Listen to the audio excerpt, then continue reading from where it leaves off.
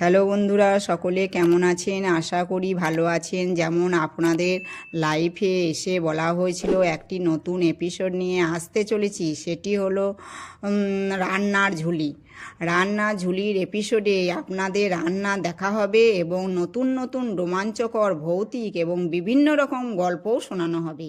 তাই আজ রান্নার ঝুলির প্রথম এপিসোডে গল্পের নাম হলো নিশুতি রাতের সেই স্টেশন।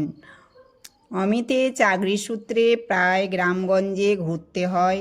সেদিন বনগাঁ লাইনে এক ছোট্ট স্টেশনে ট্রেন যখন থামল, ঘড়িতে তখন রাত 1:30 বাজে। কুয়াশায় চারিদিক ঢাকা। স্টেশনে প্ল্যাটফর্মে একটা টিমটিমে আলো জ্বলছে। স্টেশনে অমিত ছাড়া আর কেউ নেই। সে স্টেশনের বাইরে বেরোনোর জন্য হাঁটা শুরু করতে লাগলো। বেঞ্চের ওপর এক তরুণী বসে আছে। সে দেখতে পেল পরনে তার লাল শাড়ি, মুখটা ঘোমটায় ঢাকা। এত রাতে নির্জন স্টেশনে একলা মেয়ে দেখে অমিত জিজ্ঞাসা করলো, আপনি কি কারো জন্য বসে আছেন? মেয়েটি কোনো উত্তর দিল না, শুধু হাত তুলে সামনে জঙ্গলটার দিকে ইশারা করলো। অমিত দেখলো জঙ্গলের ভেতর দিয়ে একটা আলো এগিয়ে আসছে। সে ভাবলো হয়তো স্টেশনে কোনো লোক আছে, কিন্তু আলোটা কাছে আসতে অমিতের শিদ্রা দিয়ে একটা হিমশীতল স্রোত বয়ে গেল। সেই মানুষটি আলো নিয়ে আসছে, তার কোনো মাথা নেই। ভয়ে অমিত পেছনের দিকে দৌড় দিল। স্টেশনের মাস্টারমশাইয়ের ঘরের দিকে যেতে দেখল ঘরটা তালা বন্ধ। সে আবার সেই বেঞ্চের দিকে তাকালো।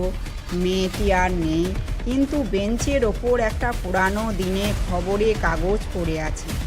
অমিত ভয়ে ভয়ে কাগজটা তুলল এবং দেখল সেই কাগজের 20 বছর আগের তারিখে খবর ছাপা হয়েছে। নিশুতি স্টেশনে এক তরুণী, এক কুলি খুন।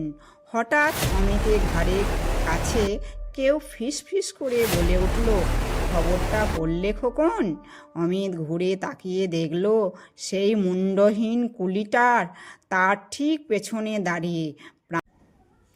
যদি আপনাদের এই গল্প এবং রান্নার সংমিশ্রণে এপিসোডটি ভালো লেগে থাকে, তাহলে অবশ্য লাইক, কমেন্ট, শেয়ার এবং সাবস্ক্রাইব করবেন। তাহলে আমি আগামী দিন নতুন গল্প এবং রান্নার এপিসোডটি আরও ভালোভাবে আনার জন্য আগ্রহী থাকব। ধন্যবাদ বন্ধুরা ভিডিওটি দেখার জন্য।